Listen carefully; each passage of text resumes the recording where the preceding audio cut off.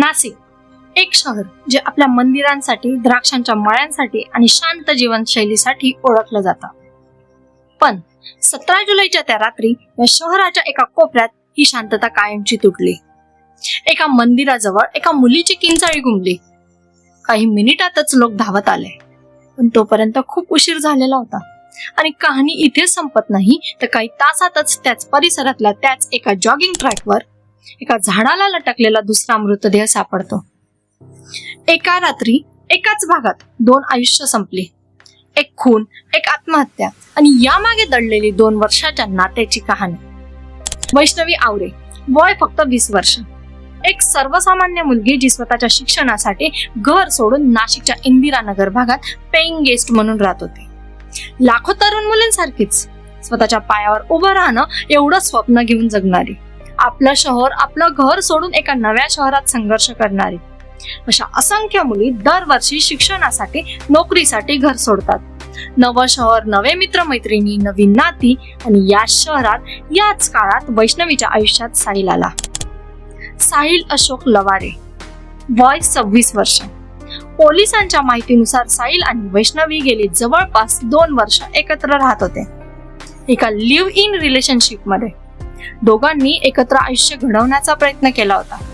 रोजचं जगणं, एकमेकांची साथ, भविष्याची स्वप्न हे सगळं 2 वर्षात त्यांनी शेअर केलं होतं. बाहेरून बघणाऱ्यांना हे नातं सर्वसामान्य वाटत असेल तरी आतून मात्र त्या नात्यात काय चाललं हे फक्त त्या दोघांनाच माहित होतं. शुक्रवारची ती संध्याकाळ, दोघं नेहमीसारखे भेटले, पण त्या रात्री काहीतरी वेगळं घडणार होतं याची कल्पना कदाचित त्या दोघांनाही नसेलच. तपासात समोर आलेल्या माहितीनुसार त्या दिवशी दोघांमध्ये लग्नाचा विषय निघाला आणि वैष्णवीने साहिलशी लग्न करण्यास नकार दिला. 2 वर्षाच्या नात्यानंतर हा नकार साहिलसाठी कदाचित अनअपेक्षित होता आणि हाच नकार त्याला सहन झाला नाही, असा पोलिसांचा प्राथमिक होरा आहे. रात्री उशिरा त्याच मंदिराजवळच्या अंधारात वाट टोकाला गेला. साहिलने वैष्णवीवर चाकूने वार केले, एकदा नाही तर वारंवार वार केले आणि तिचा गळाही चिरला. आजूबाजूचे रहिवासी तिची किंचाळी ऐकून धावत आले. काहींनी मदतीचा प्रयत्नही केला, पण तोपर्यंत साहिल तिथून पळून गेला होता. वैष्णवीला वैद्यकीय मदत मिळण्याआधी जागीच तिचा मृत्यू झाला. एका क्षणात एका नात्याचा, एका आयुष्याचा शेवट झाला. पण या रात्रीची कहाणी इथेच संपत नाही. रात्री साधारण 3 वाजले. त्याच इंदिरानगर परिसरातल्या एका जॉगिंग ट्रॅकवर एक मृतदेह सापडतो, तोही झाडाला लटकलेल्या अवस्थेत.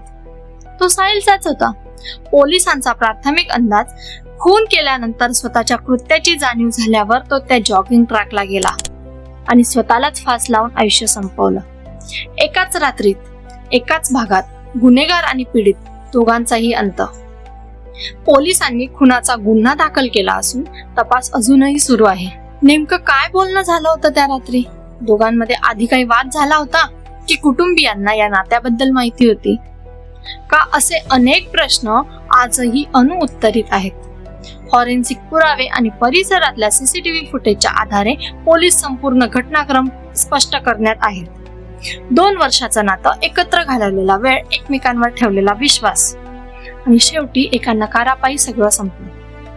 हा प्रश्न फक्त या दोघांपुरता मर्यादित नाही, तर हा प्रश्न आपल्या समाजाला विचारण्याची गरज आहे. नकार स्वीकारायला आपण का शिकत नाही? प्रेमाचं रूपांतर कधी मालकी हक्कात होतं ते आपल्यालाही कळत नाही. अशा घटना हे दाखवतात की एखाद्या व्यक्तीचा नाही हा शब्द सहन न होणं हे किती भयंकर वळण घेऊ शकतं. आणि हे फक्त एका शहरापुरतच, एका घटनेपुरतच मर्यादित नाही, तर देशभरात अशा असंख्य घटना घडत असतात ज्या क्वचितच चर्चेत येतात. नाशिक मधलं हे प्रकरण अजूनही तपासाधीन आहे.